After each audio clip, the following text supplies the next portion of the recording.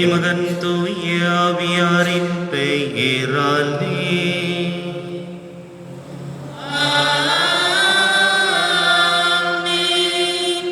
நம் ஆண்டவராகிய இயேசு கிறிஸ்துவின் அருளும் கடவுளின் அன்பும் தூய ஆவியாரின் நட்புறவும் உங்கள் அனைவரோடும் இருப்பதாக.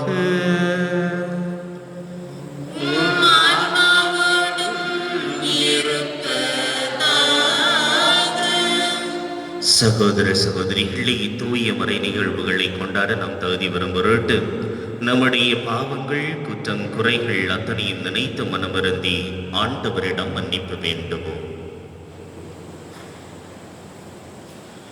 எல்லாம் இறைவனிடமும் சகோதர சகோதரிகளை உங்களிடம் நான் பாவியை ஏற்றுக்கொள்கின்றேன். என் சிந்தனையாலும் சொல்லாலும் செயலாலும் கடமையில் தவறியதாலும் பாவங்கள் பல செய்தேன். என் பாவமே என் பெரும்பாவமே. ஆகையால் எப்பொழுதும் கன்னியான புனித மரியாதையும் வானதுதர் புனிதர் அனைவரையும் சகோதர சகோதரிகளை உங்களையும் நம் இறைவனாகிய ஆண்டவரிடம் எனக்காக வேண்டிக் கொள்ளும் என்றாரே. எல்லாம் உள்ள இறைவன் நம் மீது இரக்கம் வைத்து நம் பாவங்களை மன்னித்து நம்மை நிலை வாழ்வுக்கு அழைத்து செல்வாராக.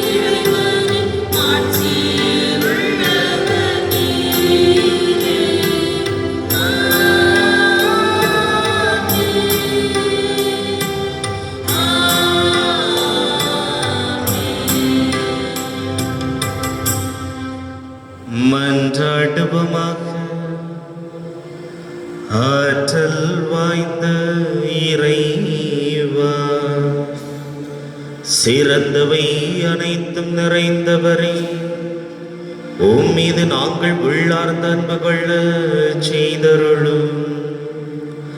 அதனால் எங்களது சமயப்பற்றை வளர்த்து நன்மைகளை பெருக செய்து நீர் எங்களில் கருத்துடன் உருவாக்கியதை பராமரித்து காத்தருள்வீராக. உமோடு தூயாவின் ஒன்றிப்பில் இறைவனாய் என்றென்றும் வாழ்ந்து ஆட்சி செய்கின்ற எங்கள் ஆண்டவரும் உம் திருமகனுமாகி இயேசு கிறிஸ்து வழியாக உம்மை மன்றாடுகின்றோம்.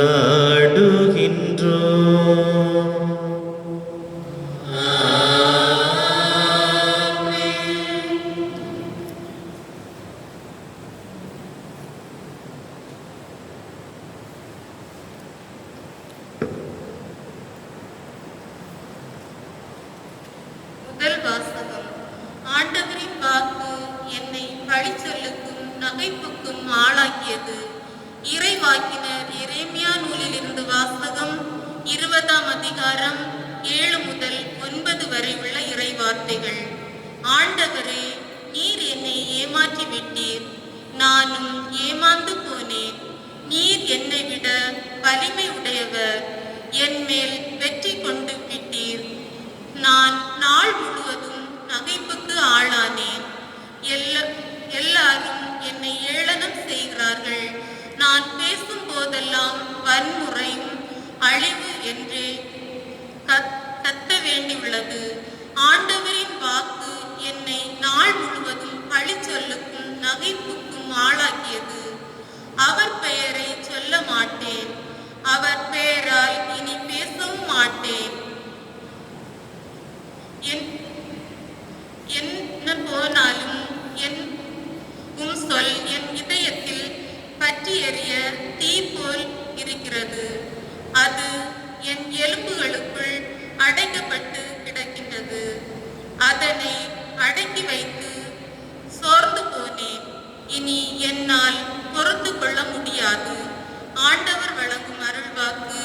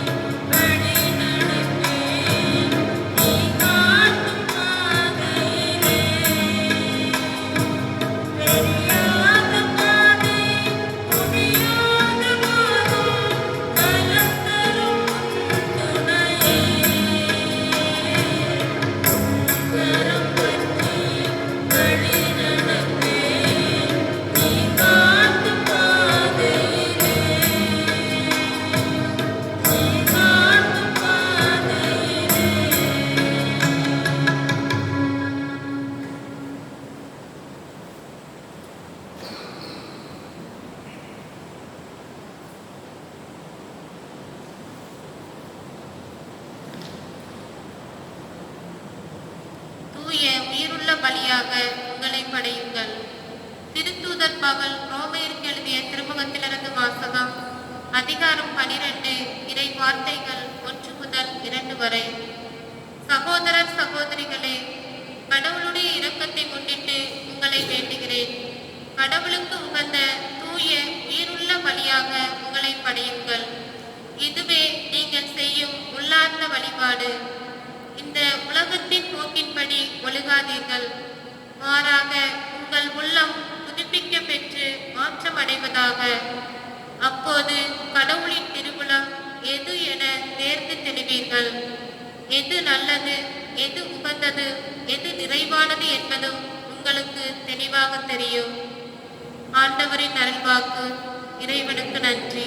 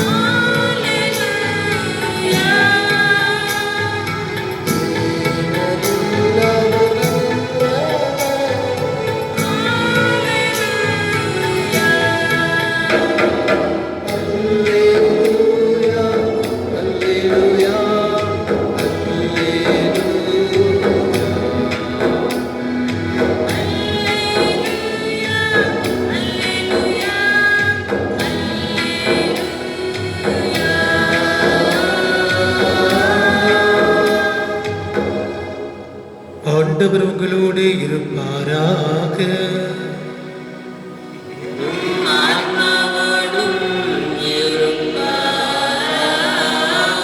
மத்தேயு எழுதிய தூய நற்செய்தியிலிருந்து வாசகம்.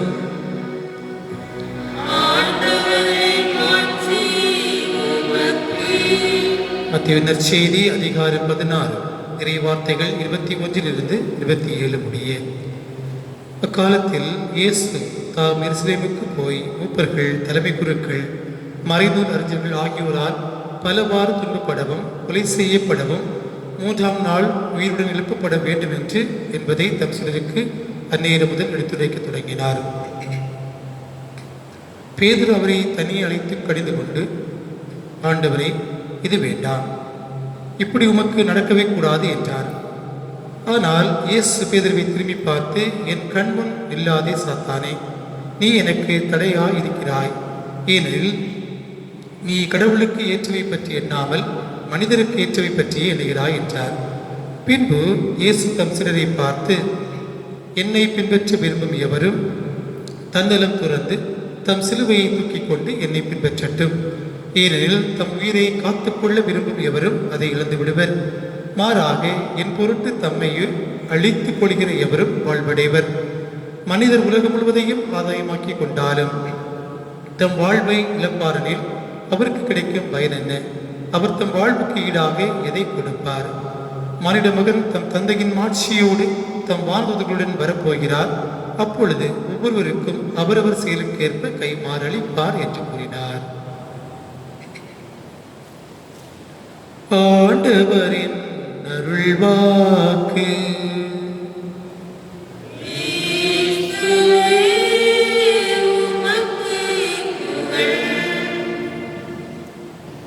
கிறிஸ்துவில் அன்புக்குரிய சகோதரர்களே, சகோதரிகளே, பொது காலத்தினுடைய 22ஆம் ஞாயிற்றுக்கிழமை வழிபாடை மிக சிறப்பாக நாம் சிறப்பித்துக் கொண்டிருக்கின்றோம். இந்த அருமையான நாளிலே இன்று வாசிக்கப்பட்ட இன்றைய 3 வாசகங்களையும் பார்க்கின்ற போது, மனிதன் தனக்கு வரக்கூடிய துன்பங்களை சுய ஆய்வோடு சிந்தித்து செயல்படுத்தினான் என்று சொன்னால் அவனுடைய வாழ்வு சிறுக்கு ஊட்டக்கூடிய, மெருகு ஊட்டக்கூடிய ஒரு வாழ்வாக மாறும் என்பதை மிக அருமையாக இன்றைய வாசகங்கள் நமக்கு எடுத்துக் கூறுவதை பார்க்கிறோம். யாரெல்லாம் இந்த உலகத்தில் வாழக்கூடிய மனிதர்களாகிய நாம் துன்பங்களை வாழ்வாக்குகிறோமோ, துன்பங்களை பற்றி சிந்தித்து அதை செயல்படுத்தி கொண்டிருக்கிறோமோ, அவன் அதனுடைய வாழ்வை அடுத்த நிலைக்கு கொண்டு செல்லக்கூடியவனாக இருக்கின்றான்.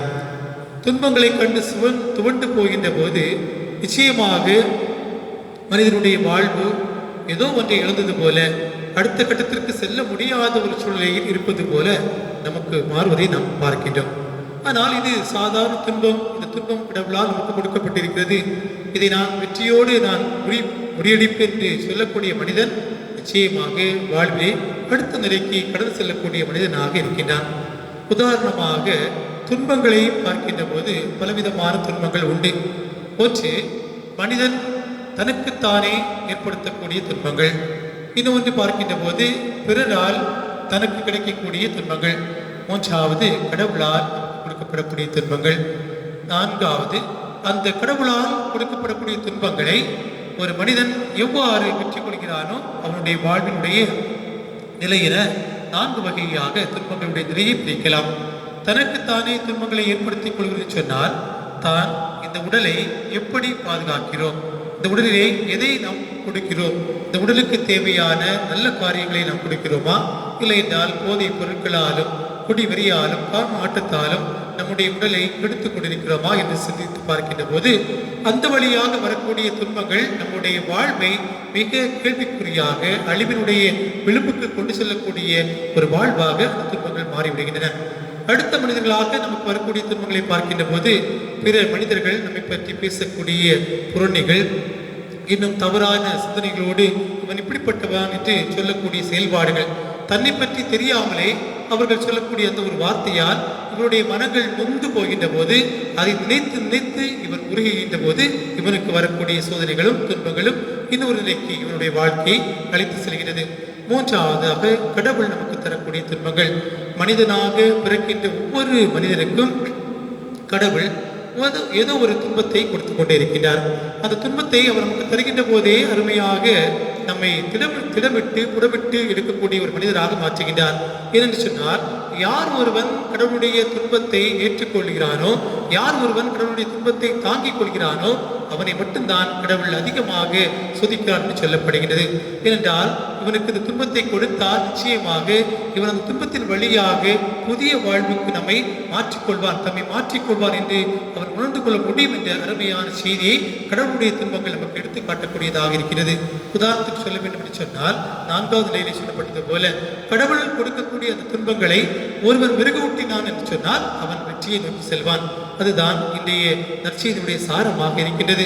ஏனென்றால் கடவுள் ஒவ்வொரு முறையும் தன்னுடைய பாடுகளை அறிவிக்கின்ற போது பேதுரு அவரை பார்த்து சொன்ன வார்த்தை, இது உமக்கு நேரக்கூடாது. ஏனென்றால் துன்பத்தை பேதுருவால் தாக்கிக் கொள்ள முடியாத ஒரு சொல்லை. ஆனால் அந்த பேதுருவுக்கு கடவுள் கொடுக்கக்கூடிய ஒவ்வொரு நிலைப்பாடையும் அவர் தன்னுடைய வாழ்வாக மாற்றிக்கொள்கின்ற போது பேதுரு இன்னும் ஆண்டவரை அதிகமாக அன்பு செய்யக்கூடிய மனிதராக இருக்கின்றான். இன்னும் ஒன்று பார்க்கின்ற போது கடவுள் ஒரு துன்பத்தை ஒரு மனிதருக்கு கொடுக்கிறார் என்று சொன்னால் அவன் அந்த துன்பத்தின் வழியாக இன்னொரு கட்டத்தை அடைய வேண்டும் என்பதுதான். யோனாவினுடைய வாழ்வை பார்க்கின்றோம்.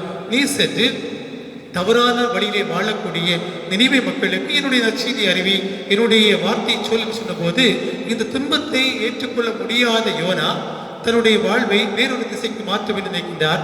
ஆனால் கடவுளுடைய துன்பம் யோனாவை விடவே இல்லை. மீண்டுமாக கடவுள் அவரை அந்த நினைவு நகருக்கு கொண்டு செல்கின்ற போது அந்த துன்பத்தை மிக எளிதாக வெற்றி கொண்டதாக யோனாவினுடைய வாழ்க்கையை பார்க்கிறோம். ஆக ஒவ்வொரு மனிதனும் தனக்கு வரக்கூடிய துன்பங்களை கண்டு துவண்டு பயந்து போகாமல் நாம் நிலைப்பாடோடு நல்ல சிந்தனையோடு ஏறெடுத்து முன்னெடுத்து செல்கின்ற போது நிச்சயமாக வெற்றி பெறக்கூடிய மனிதராக இருக்கின்றோம். அன்புக்குரியவர்களே, இந்த நாளிலே எரேமியாவுடைய முதல் வாசத்தை பார்க்கின்ற போது எரேமியா வாசகத்தின் 20ஆம் அதிகாரத்தை அருமையாக சொல்லப்படுகிறது. நானோ ஆண்டவருடைய வார்த்தையாலும் அவருடைய அன்பினாலும் மயங்கி போய்விட்டேன் என்று அவர் புலம்பி தழுகிறார். காரணம் என்று சொன்னால் ஆண்டவர் அவரை அழைக்கின்ற போது நான் உன்னுடைய தாயின் கருவிலை உன்னை தேர்ந்தெடுத்தேன் என்று சொல்லி அருமையான வாழ்க்கைக்கு அழைக்கின்றார். ஆனால் எரேமியாவுடைய பாடுகள், துன்பங்கள், சோதனைகளை அவர் ஏற்றுக்கொள்ள முடியாத போது அழுது புலம்பக்கூடிய ஒரு செய்தி தான் இந்த முதல் வாசகம். ஆனால் அழுதாலும் கடவுள் கொடுத்த துன்பத்தை மிக அருமையாக வெற்றியோடு முடிக்கக்கூடிய மனிதராக எரேமியா மாறுவதை பார்க்கிறோம். ஆக நம்முடைய வாழ்க்கையில் கிறிஸ்தவர்களாக வாழக்கூடிய நாம் தன்னுடைய சிலுவையை தானே சுமந்து செல்கின்ற போது, தனக்கு வரக்கூடிய துன்பங்களை தானே முன்னெடுத்து செல்கின்ற போது கிறிஸ்துவனுடைய வாழ்வை வாழ்வாக்க முடியும். இந்த வாசிக்கப்பட்ட நற்செய்தி வாசகத்துடைய சாரங்கள் எத்தனையோ புனிதர்களை புதிய வாழ்வுக்கு கொண்டு சென்றிருக்கிறது. ஒருவர் உலகமெல்லாம் தனதாக்கி கொண்டாலும் ஆன்மாவை இழக்கின்ற போது என்ன பயன் என்று சொல்லக்கூடிய அந்த வார்த்தை மனிதனுடைய வாழ்வில், குறிப்பாக புனிதர்களுடைய வாழ்வில் தனக்கு வரக்கூடிய துன்பங்களால் ஆன்மாவை ஒருபோதும் அழிய விடாமல் பாதுகாக்க வேண்டும் என்று நினைத்துதான் அவர்கள் வாழ்ந்தார்கள். ஆக நாமும் துன்பங்களால் சோர்ந்து போகாமல் இறைவனுடைய அன்பையும் அவருடைய பராமரிப்பையும் காணக்கூடிய மக்களாக, இறைவனை பின்பற்றக்கூடிய மக்களாக, தன்னல துறக்கக்கூடிய மக்களாக வாழ்வதற்கான ஆசீர்வாதத்தை கேட்போம். இறைவன் நம்மை தூய வழிபொருட்களாக நம்மை மாற்றுவாராக. ஆமீன். எழுந்திருச்சு நம்முடைய விசுவாசத்தை அறிக்கையிடுவோம்.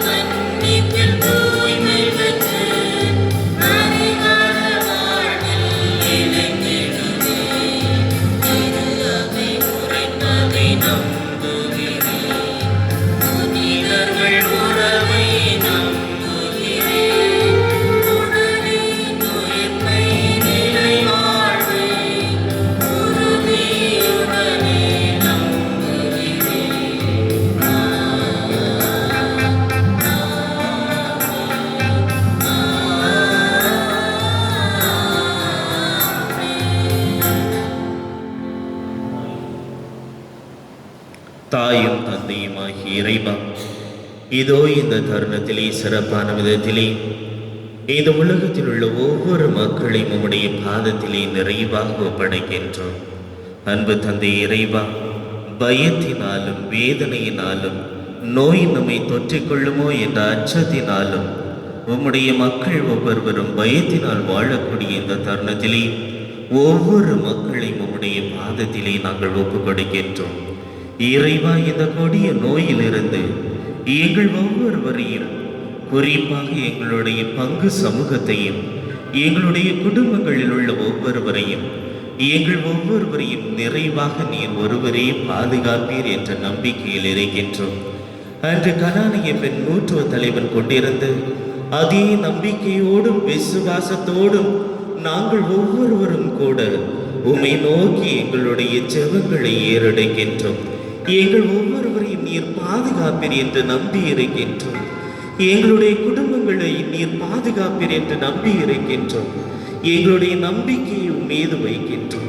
அன்பு இயேசுவே, எங்களுடைய குடும்பங்களையும் எங்களையும் பாதுகாத்தருளும். அதே போல நாங்கள் எங்களுடைய வாழ்விற்கு தேவையான அத்தனையும் உம்முடைய பாதத்திலே ஒப்படைக்கின்ற பொழுது அனைத்தும் கிடைக்கும் என்று நம்பி இருக்கின்றோம். எங்களுடைய அத்தனை தேவைகளை நீர் ஒருவரே அறிந்திருக்கின்றீர். அந்த தேவைகளை நிறைவாக எங்களுக்கு கொடுத்தருளும். எங்களுடைய வாழ்க்கை முழுவதையுமே உம்முடைய பாதத்திலே ஒப்படைக்கின்றோம். எங்களுக்கு நல்ல உடல் உள்ள ஆன்ம நலத்தை நிறைவாக கொடுத்தருளும். எங்களுடைய குடும்பங்களில் உள்ள பெரியவர்களை முதியவர்களை உம்முடைய பாதத்திலே ஒப்படைக்கின்றோம். அவர்களுக்கு உம்முடைய ஆசீர்வாதத்தை நிறைவாக கொடுத்தருளும். எங்களுடைய குடும்பங்களில் உள்ள சிறுவர்களை பிள்ளைகளை உம்முடைய பாதத்திலே ஒப்படைக்கின்றோம். அவர்களுக்கு நீரே நல்ல ஞானத்தையும் அச்சத்தையும் தெய்வ பயத்தையும் நிறைவாக கொடுத்து அச்சத்திலிருந்து விடுதலை அளித்து அவர்கள் ஒவ்வொருவருக்கும் ஒரு புதிய வாழ்வை நீர் கொடுப்பீர் என்று நம்பியிருக்கின்றோம். அதனை நிறைவாக கொடுத்தருளும். எங்களுடைய வாழ்வு முழுவதையும் உம்முடைய பாதத்திலே ஒப்படைக்கின்றோம். இறைவா, எங்களை நீர் நிறைவாக ஏற்று உம்முடைய ஆசீர்வாதத்தால், உம்முடைய விண்ணக கொடைகளால், உம்முடைய கருணை நிறைந்த பார்வையால் முழுவதுமாக எங்களை உற்று நோக்கி எங்களுக்கு உம்முடைய கொடைகளை நிறைவாக கொடுத்தள்ளும். அன்பு இயேசுவே, எங்கள் ஒவ்வொருவரையும் உம்முடைய பிள்ளைகள் என்று நீர் ஏற்றுக்கொண்டிருக்கின்றீர் என்பதை நாங்கள் நம்புகின்றோம். எங்களுடைய நம்பிக்கையில் நாங்கள் நிலைத்து நிற்க செய்துள்ளோம். நாங்கள் ஒவ்வொருவரும் எத்தனையோ மக்கள் ஆலயத்திற்கு வர முடியாமல், திருப்பலியிலே கலந்து கொள்ள முடியாமல், வீட்டிலிருந்தே இறைவா உம்முடைய ஆலய முற்றத்திற்காக ஏங்கி கொண்டிருக்கின்றார்கள். அந்த மக்களுக்கு உம்முடைய ஆலய முற்றங்களை நாடி வரக்கூடிய அந்த நேரத்தை நீர் நிறைவாக கொடுத்தருளும். நாங்கள் ஒவ்வொரும் மீண்டுமாக எங்களுடைய வாழ்க்கையின் பழைய நிலையைப் போல் யதார்த்தமாக வாழக்கூடிய அந்த நிலையை எங்களுக்கு உருவாக்கி கொடுத்தருளும். உம்முடைய பாதத்திலே நிறைவாக மீண்டுமாக எங்கள் ஒவ்வொருவரையும் ஒப்பு கொடுக்கின்றோம். ஏற்று உம்முடைய ஆசீர்வாதத்தை நிறைவாக கொடுத்தருளும். ஆமீன்.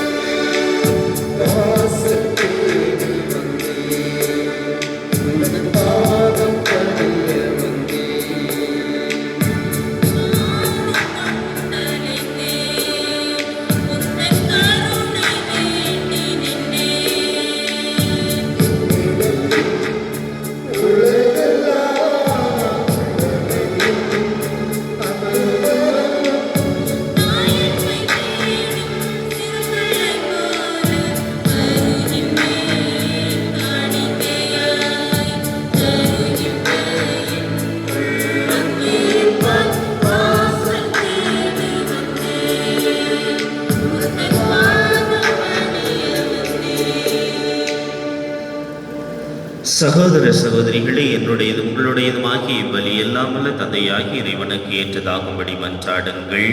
ஆண்டவர் நமது பேரின் புகழ்ச்சிக்காகவும் ஆட்சிக்காகவும் நமது நன்மைக்காகவும் புனித திராவை அனைத்து நலனுக்காகவும் உமது கையிலிருந்து இவ்வழியை ஏற்றுக்கொள்வாராக.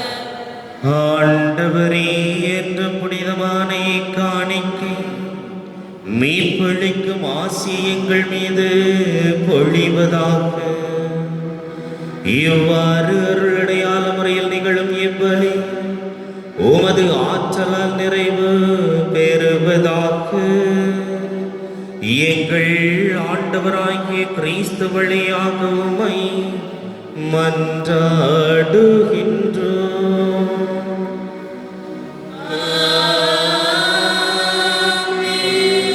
ஆண்டவர் உங்களோடு இருப்பாராக.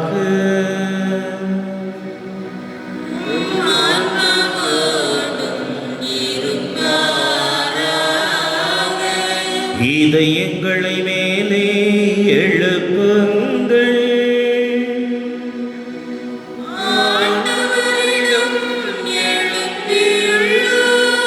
நம் இறைவனாகிய ஆண்டவருக்கு நன்றி பாடுவோம்.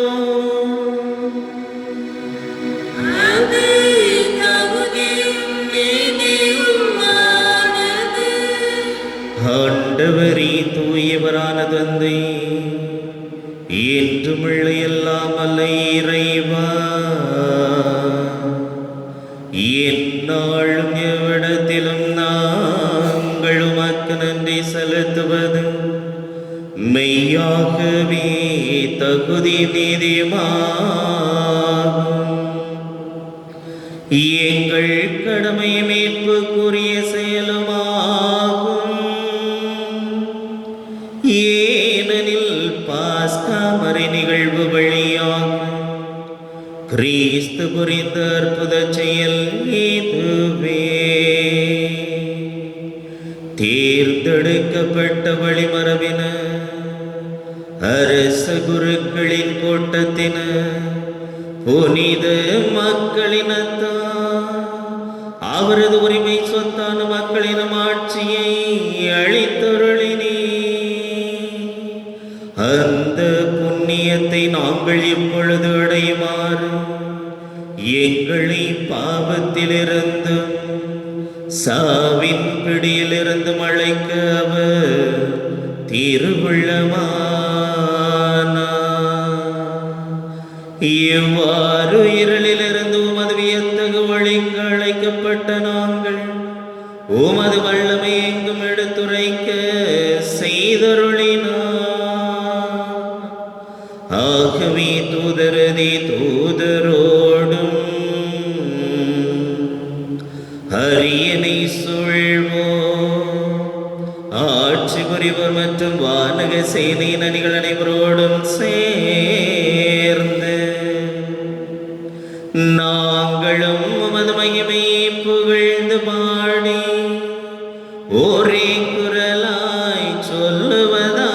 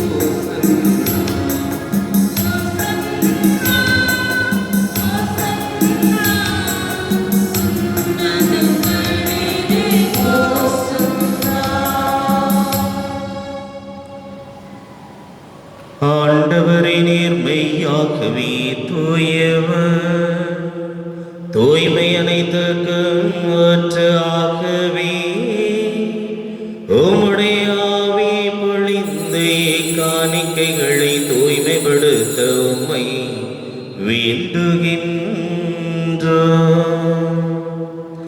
இவ்வாறு எங்கள் ஆண்டவர் இயேசு கிறிஸ்துவின் திருவுடலும் திரு இரத்தமுமாக எங்களுக்கு இவை மாறுவனவாக.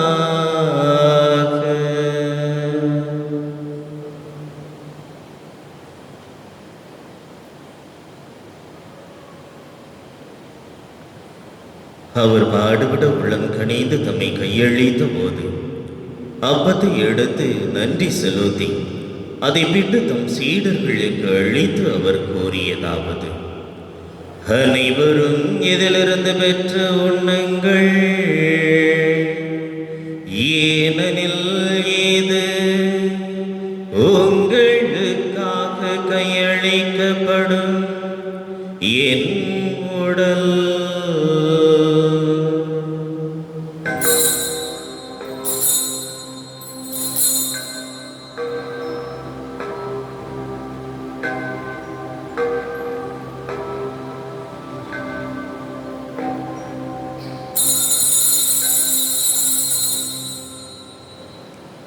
அவனுமே இரவு விருந்தை அருந்தியபின் கிண்ணத்தையும் எடுத்து மீண்டும் உமக்கு நன்றி கூறி தம் சீடர்களுக்கு அளித்து அவர் கூறியதாவது: அனைவரும் இதிலிருந்து பெற்று பருகுங்கள்,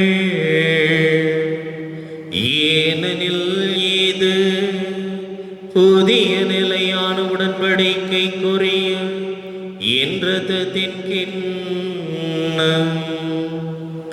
இது பாவ மன்னிப்புக்கென்று உங்களுக்காகவும் பலருக்காகவும் சிந்தப்படும். இதை என் நினைவாக செய்யுங்கள்.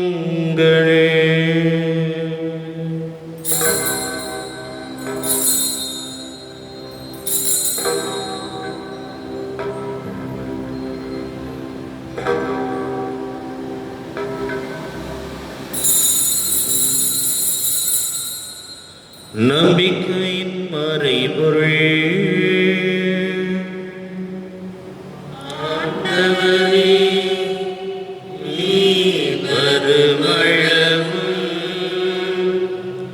உமது இறப்பினை அறிக்கையிடுகின்றோம், உமது உயிர்ப்பினையும் எடுத்துரைக்கின்றோம். ஆகவே ஆண்டவரே, நாங்கள் கிறிஸ்துவின் இறப்பினை உயிர்ப்பினை நினைவு கூர்ந்து வாழ்வு தரும் அப்பத்தை மீட்பளிக்கும் கிண்ணத்தை உமக்கு ஒப்புக் கொடுக்கின்றோம். உம் திருமண் என்று உமக்கு ஊழியம் புரிய தகுந்தவர்கள் என எங்களை ஏற்றுக்கொண்டீர். எனவே உமக்கு நன்றி செலுத்துகின்றோம். மேலும் கிறிஸ்துவின் உடலிலும் இரத்தத்திலும் பங்கு கொள்ளும் எங்களை தூய ஆவியார் ஒன்று சேர்க்க வேண்டும் என உம்மை தாழ்மையுடன் மன்றாடுகின்றோம். ஆண்டவரே, உலகெங்கும் பரவி இருக்கும் திரு அவை நினைவு கூர்ந்தருளும். எங்கள் திருத்தந்தை பிரான்சிஸ், எங்கள் மறை மாவட்ட அப்போஸ்தலிக பரிபாலகர் மேதகு அந்தோணி பாப்புசாமி, ஏனைய ஆயர்கள், சொந்தமான மக்கள் ஆகிய அனைவரோடு உமது திரு அவை அன்பின் நிறைவேறச் செய்தருளும். மேலும் உயிர்த்தெழும் எதிர்நோக்குடன் துயில் கொள்ளும் எங்கள் சகோதர சகோதரிகளையும் இறந்தோர் அனைவரையும் இரக்கத்துடன் நினைவு கூர்ந்து உமது திருமுக ஒளியினுள் ஏற்றருளும். எங்கள் அனைவர் மீது இரக்கமாயிரும். கடவுளின் கன்னித்தாயும் எங்கள் பாதுகாவலியுமாகிய புனித பனிமை அன்னை, அவருடைய கணவரான புனித யோசேப்பு, புனித திருத்தூதர்கள், மறை சாட்சியர்கள், புனித ஜான்லுநாதியார், மண்ணின் மறைசாட்சி தேவசகாயம் பிள்ளை, இவ்வுலகிலே உமக்கு வந்தவராயிருந்தோர் ஆகிய புனிதர் அனைவருடனும் நாங்கள் நிலை வாழ்வில் பங்கு கொள்ள தகுதி பெற்று உம் திருமகன் இயேசு கிறிஸ்து வழியாக உம்மை புகழ்ந்தேற்று வரமருள உம்மை மன்றாடுகின்றோம்.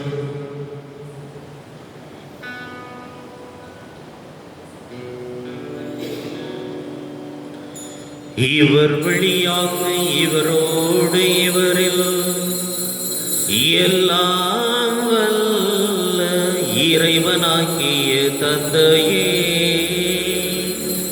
தூய ஆவியாரின் ஒன்றைப்பில் எல்லா புகழும் மாட்சியும் என்றென்றும் உமக்கு உரியதே.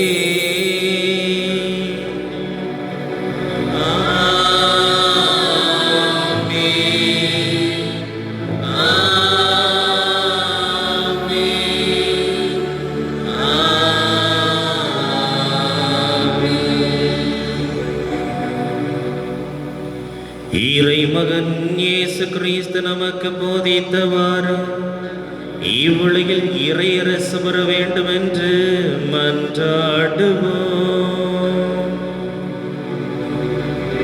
உலகில் இருக்கிற எங்கள் தந்தையே, உமது பெயர் தூயது பெறுக.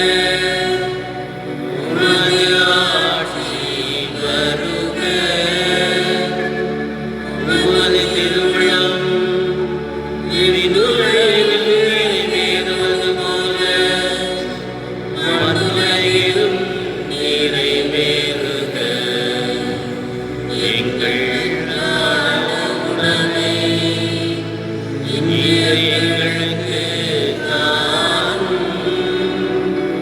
எங்களுக்கு எதிராக குற்றம் செய்தோரை நாங்கள் மன்னிப்பது போல எங்கள் குற்றங்களை மன்னியும்.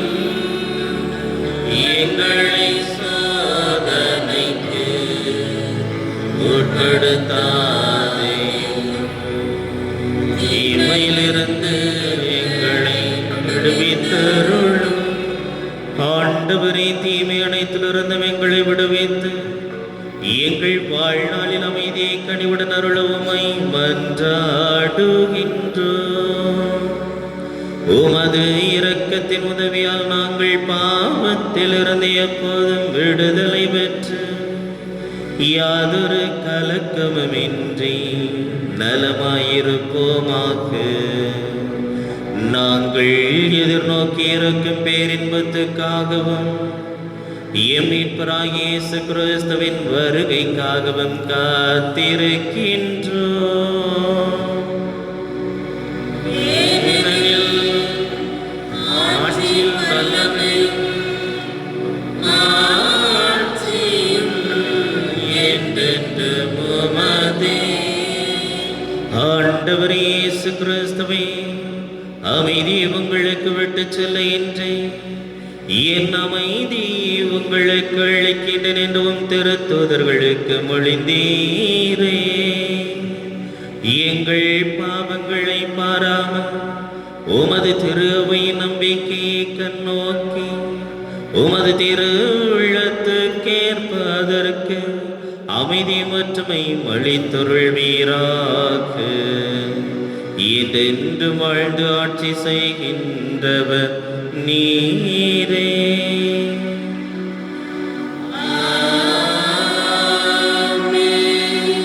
ஆண்டவருடைய மீது உங்கள் அனைவரோடும் இருப்பதாக.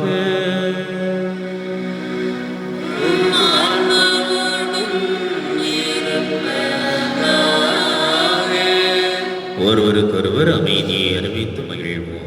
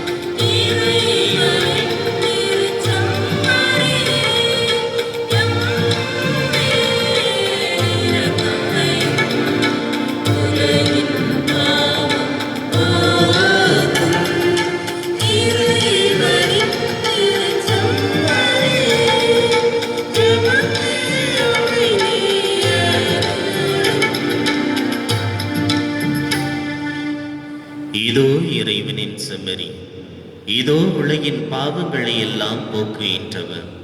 இவர் தருகின்ற இந்த அன்பு விருந்துக்கு அழைக்க பெற்ற நாம் ஒவ்வொருவரும் பேறு பெற்றவர்களே.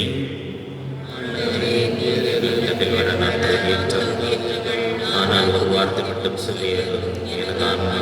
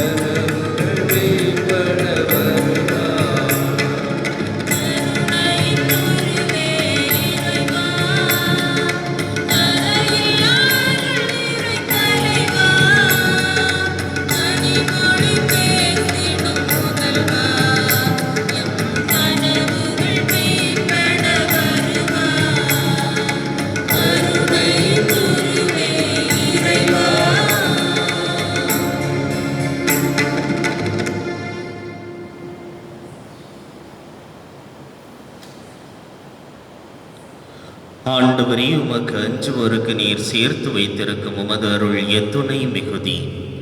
மன்றாடுவோமாக. ஆண்டவரே, விண்ணக உணவால் ஊட்டம் பெற்ற நாங்கள் உம்மை வேண்டுகின்றோம்.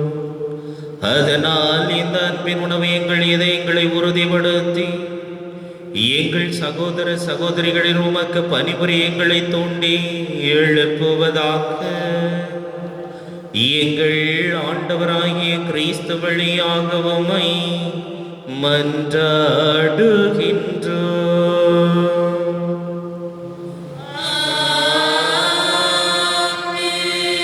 ஆண்டவர் உங்களோடு இருப்பாராக.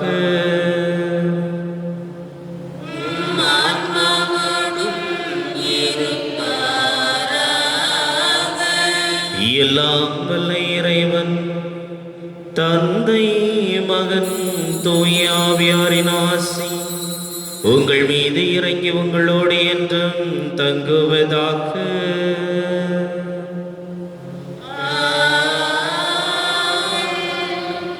கிறிஸ்துவின் சாட்சிகளாக மாறி வாழ சென்று வாருங்கள். வாழ்வின் வழி தொடர்கின்றது.